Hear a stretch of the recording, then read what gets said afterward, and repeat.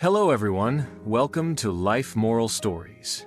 Today, we're bringing you a story about how discovering your own strengths and practicing with dedication can lead you to success.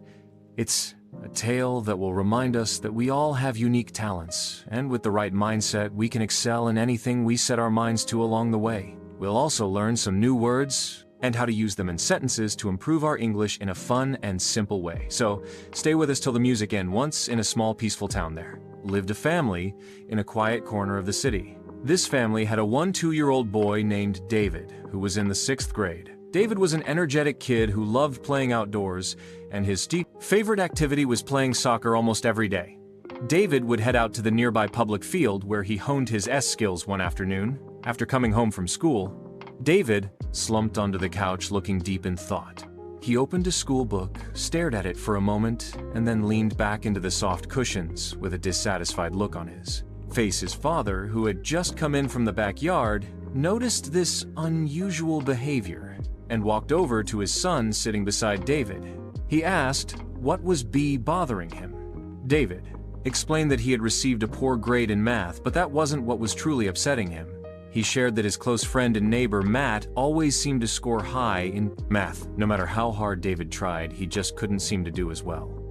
Hearing this, David's father went to get a glass of water to calm his son.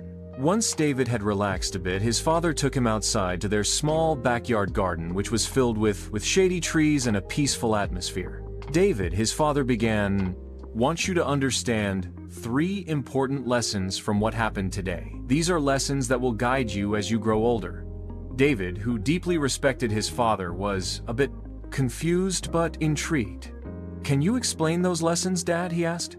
"You will learn each lesson one by one, through a challenge I will give you," his father replied with a gentle smile. After a brief pause, his father continued for the first lesson. "I want you to invite Matt to play soccer with you tomorrow."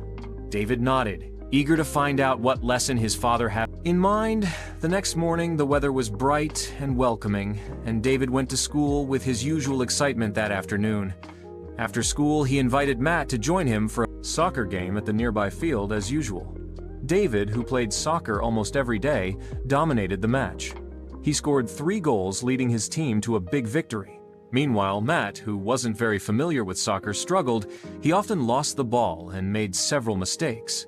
Despite this, everyone who played that day had a great time afterward. David cleaned up and hurried to meet his father in the backyard. "Dad, I played soccer with Matt today. What's the first lesson you want to teach me?" His father smiled knowingly and said, "Tell me how the game went." David described everything from his 3 goals to how Matt wasn't very good at soccer. His father nodded and said, "Look at this.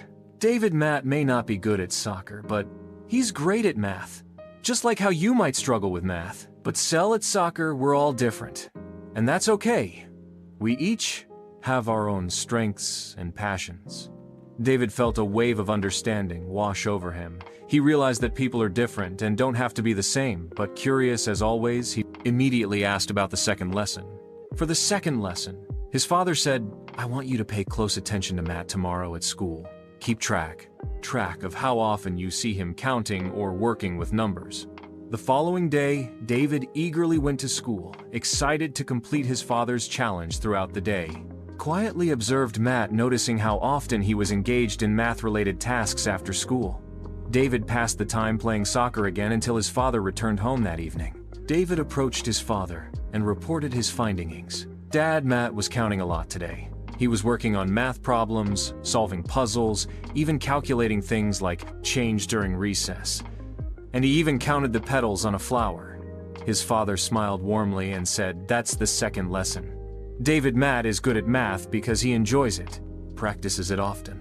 If you want to get better at something, you have to keep practicing, just like you do with soccer. It doesn't always have to be difficult. You can start with simple things like counting petals on a flower." David smiled, realizing that he could improve in anything as long as he practiced consistently, just like he had with soccer. Without waiting, David eagerly asked about the third and final lesson. His father thought for a moment and said, "For the last lesson, I want you to think about how much better Matt is at math compared to you." David paused for a second, then hesitantly replied, "I think Matt is about 3 times better at math than I am." "All right," his father said, "for the last challenge. I want you to study math 3 times harder tomorrow." David swallowed nervously, but nodded, determined to tackle the final challenge the next day after school. David sat down to study math. After an hour of intense focus, he decided to push through and study for 2 more hours, tripling his usual effort, but before he could finish, his head started to throb, and without realizing it, he fell asleep. Later, he was gently woken up by his father's soft tap. "Wake up for dinner and meet me in the garden afterward," his father said, feeling disappointed in himself. David met his father. His head hung low. "I'm sorry, Dad." David said, "I couldn't complete the challenge. I studied so much that my head hurt, and I ended up falling asleep." His father gently patted David's head and said, "David, this is what happens when you try to master something you don't enjoy. It's hard to stay disciplined and consider consistent. But when you study something you love, discipline and consistency feel much lighter.